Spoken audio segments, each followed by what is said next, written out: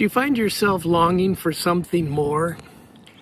Maybe you are a follower of Jesus and you love Jesus with all your heart, yet you realize deep inside there's more than what we have here at this life in this moment. Maybe you are not yet a follower of Jesus and you've reached your highest goal and realize that there's got to be more than reaching these goals. Your heart wasn't made to settle. Your heart was made to arrive. Where?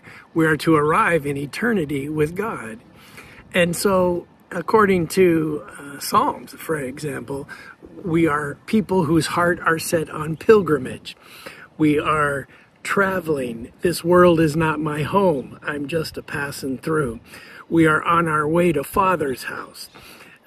Our soul, our everything about us longs for Father's house. And for those of us who trust in Jesus, when we get close, Father's going to run from the porch to welcome us into his presence. As I mentioned, your heart wasn't made to settle. It was made to arrive. But arrive where? Arrive to what? Psalm 16 talks about this idea of where we are headed and what we will experience there. It says, "You make known to me the path of life. In your presence there is fullness of joy. At your right hand are pleasures forevermore." This is Psalm 16:11. You make known to me the path of life. You'll remember that we are navigating Psalm 1 and 2, which tells us that there are two paths. There's the path of life and there's the path of death. We notice that Jesus said, build your house upon the rock. That's the path of life. Build your house upon the sand. That's the path of death. The Didache talks about there are two paths. One leads to life, one leads to death. And the great line is that the difference between the two is immense. There's this concept I've bumped into in my studies that has become known as eschatological joy or eschatological laughter. I can't find who first wrote that, but the idea is as old as the Bible, that we are actually awaiting a great day. There's a great day coming for the believer. The Bible even said, not the Bible, a famous song says, "What a day that will be when my Jesus I shall see, when I look upon his face, the one who saved me by his grace, and he takes me by the hand and leads me to the promised land." What a day, wondrous day that will be. Psalm 16 tells us, you make known to me the path of life. That's the first path of the Psalms. And then a couple of hints about what awaits us. In your presence there is fullness of joy. Every desire I have, every desire a follower of Jesus has, will find on that day that everything we desire is fully met, which produces great joy. You probably have desires now in this life that aren't yet met. And as you struggle to see those fulfilled or those desires met, you realize they won't all be met in this life. But we have the opportunity, by God's grace, to know that on that day, there will be fullness of joy. Notice it says, in your presence, there is fullness of joy.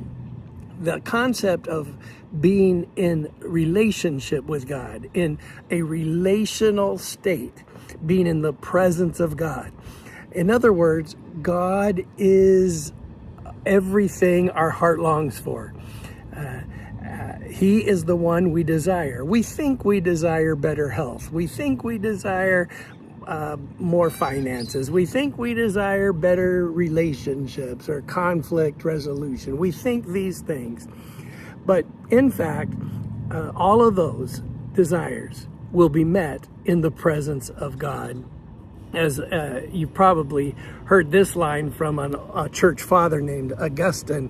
He said, "You have made us for yourself, and our heart is restless until it finds its rest in you." that idea of Psalm 16 is that the fullness of joy is we found our rest in Him. We found our rest in God. Our heart is fully satisfied by God. Then John Chrysostom noted kind of a different angle on Psalm 16, and that is that part that says, "At your right hand are pleasures forevermore." The idea of the pleasures of God are not momentary joys of winning a baseball game or your team winning the World Series or your team or your baby taking their first step. It's an eternal, unending delight that never fades or tires. Notice it says, "At your right hand are pleasures forevermore." This is an eternal joy. What awaits you and me is fullness of joy. Our heart is fully satisfied with God. And the pleasures of God are forevermore. Not temporary, not fleeting, not passing, but permanent. Yesterday in church, during prayer time, I would put somebody's name who I know is going through a tough time sort of in my hand and lift it up to God.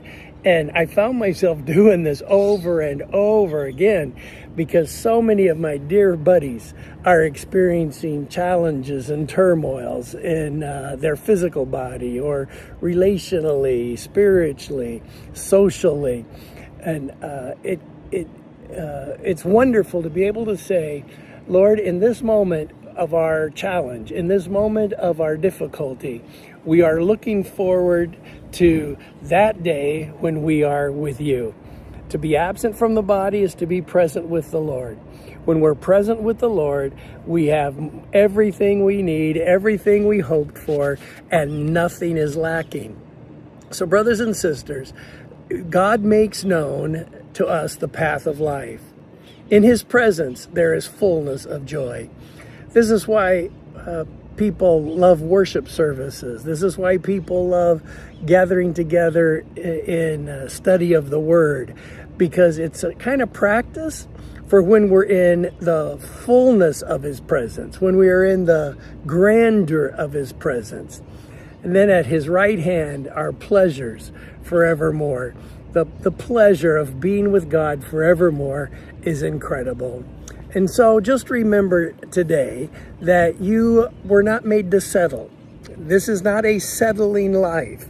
It is a life of journeying. You are on pilgrimage. And when you arrive in His full presence, you will have